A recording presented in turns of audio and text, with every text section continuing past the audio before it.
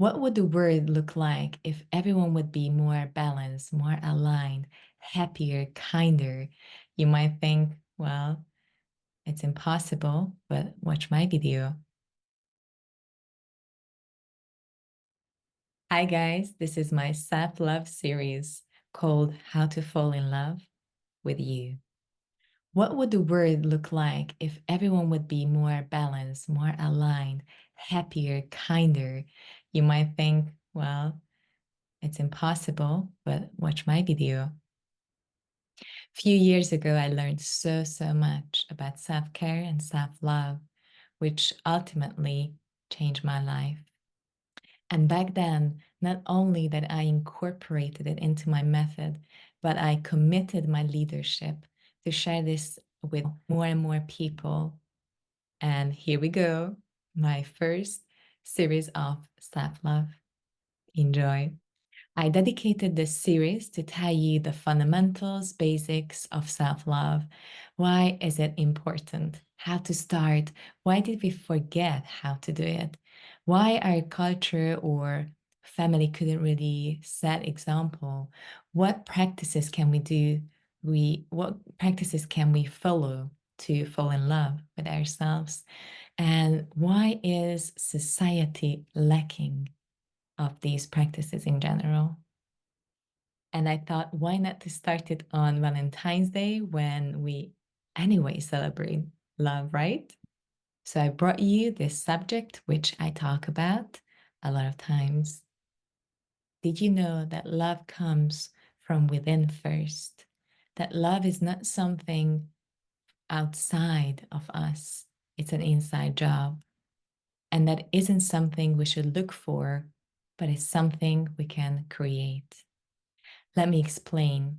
So you've probably heard of these examples like you can't give if you're empty, or you have to put the oxygen mask on yourself first, right? And so it literally is vital. Have you ever been thinking of this? So it really comes down to two things. One is that I can only give from what I have. I can't give anyone something which I don't have or don't know how to create. So really imagine that you are running low on energy, you are running out of energy. How would anyone expect you to give them energy, right? It's simple physics. Or how can a mother give to her children if she feels so drained, or she feels not enough, or she has low esteem? And second, that truly, I can only help others when I am well. Plus, that we can only accept and truly see others as they are when we love and accept ourselves for who we are.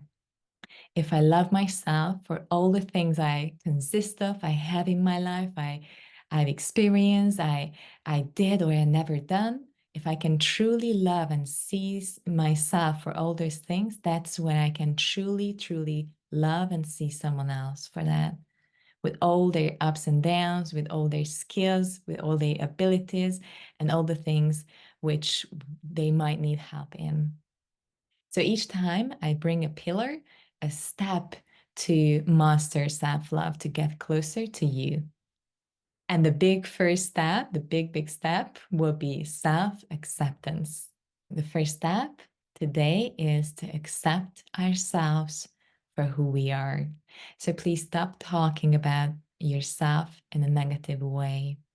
The word can put some pressure on us, like always look fit, smart, young, perfect, whatever that might be, or whatever you think it might be, whatever they want, or whatever you feel that they want. And of course, our aim is to grow every day to be a better version of ourselves than we were yesterday. But that only comes from a place of safety and acceptance. So really, the the first step and the first key is to accept who you are. And that yes, this is me. This I know my skills, I know my abilities, I know my weaknesses, I know my failures, I know my strengths, I know who I am, I know everything about me. And from that place, I dedicate myself to improve in what I have to improve in, but always feeling safe in me. And so accept everything what is. It doesn't mean that this is who we are and then we can't change in a way of growing. No, it means that I am happy for everything which is in my life right now, and I work towards that growth every single day. And the second thing is to be exactly who you are in the present moment. And things like meditation or mindful movement, similar practices can get you there. So be grateful for who you are. Be grateful for yourself, for your body, for all the skills and traits you have. Be grateful for who you became. Be grateful for your life. Be grateful for everything you are. Be grateful for your heart. Be grateful for your soul because you are already enough. Start by saying it to yourself. I am enough. I am enough. It's our human design that we sometimes feel less than. And we have those negative beliefs about ourselves and negative thoughts about ourselves or about life. So take a moment to be truly grounded today, be present, be grateful for the now, and be grateful for who you are. One day, someone told me that, wow, there are so many divorces today. And I said, yeah, well, that's true. And he goes, why so many people got married to the wrong person. And I said, no, honey, it's just that they didn't know themselves. And to get to know thyself, to get to know yourself, you first need to give love to yourself and accept yourself. And when you have someone in your life who truly, truly loves and sees you for who you are, you're very blessed.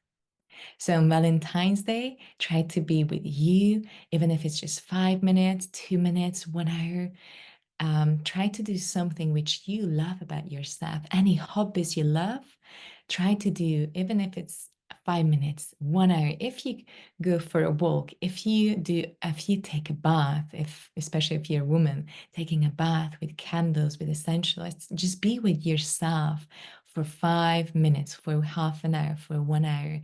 And my advice is to be alone. So if you train inside in your room, in your house. If you take a bath, for example, take a bath with candles around.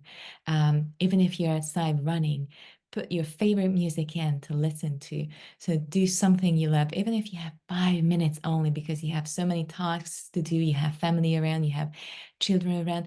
Just listen to your favorite music for 3 or 4 or 5 minutes, guys. That's what it takes.